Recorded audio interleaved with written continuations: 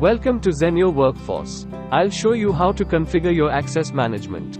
Zenyo Workforce simplifies HR management by allowing you to easily configure access management settings such as managing roles, module security, and user management. In the Access Management Settings menu, navigate to the Role sub-menu.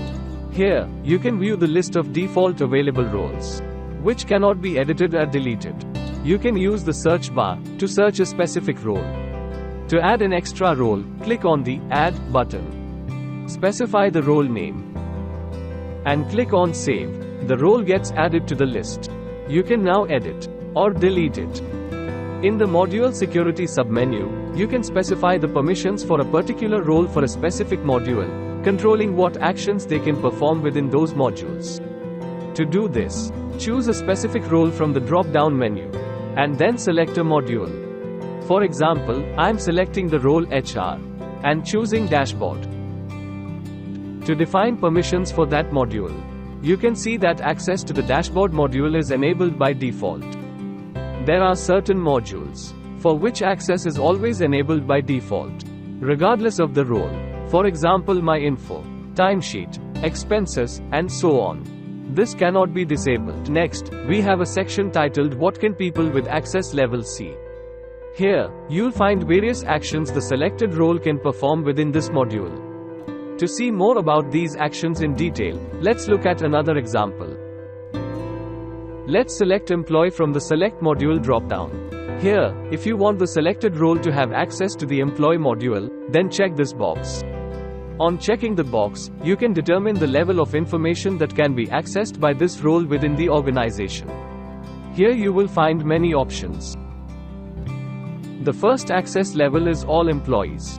Choosing this level grants access to view the details of all employees in the Employee module. Choosing Direct Reports allows access to view the details of all employees who report directly to this specific role. Direct and Indirect Reports access level enables access to view the details of both their immediate subordinates and those who report to those subordinates. The Self-Access level restricts the view of one's own individual information within the system. Finally, there's the Only Some Employees access level. This level allows granular control, enabling access to employee details based on role, department, office location, or employee type. Here I am choosing All Employees. Under the section, What Can People with this access level see? You'll see different icons to determine what details can the selected role see. For example, for Add New Employee, you will see two icons, Allow and Restrict. Clicking the Allow icon means the selected role can add a new employee to the system, while choosing Restrict means you can restrict access to this function. In the General section, you will see a different combination of icons. There is a No Access icon, which, when clicked, means the selected role can no longer view the general details of the employee. Clicking the View Only icon means the employee details can only be viewed, not edited. Finally, the Edit icon allows the selected role to edit or delete the general details of all employees. Now, we have another combination in My Jobs section. The No Access and View Only icons. Clicking No Access means the selected role can't see My Jobs section of any employees. Clicking the View Only icon means these details can only be viewed, not edited.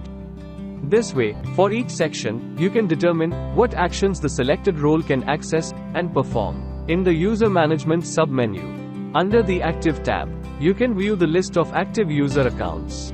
You have the option to disable a user account by clicking on the Disable icon and then clicking on the Yes button in the confirmation pop-up.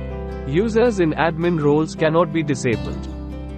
Under the Activation Pending tab, you can view the list of accounts for which the activation is still pending. You have the option to send an activation link to the user by clicking on the Send Activation Link icon. In the pop-up window, you may edit the email address. Updating the email address in this section will automatically update the employee's email address in the system. I'm going to leave it as it is. Once you have verified and made the necessary changes, click the Continue button to proceed. Under the Disabled tab, you can view the list of disabled user accounts. From here, you can activate any of the disabled accounts by clicking on the Activate icon. and then clicking on the Yes button.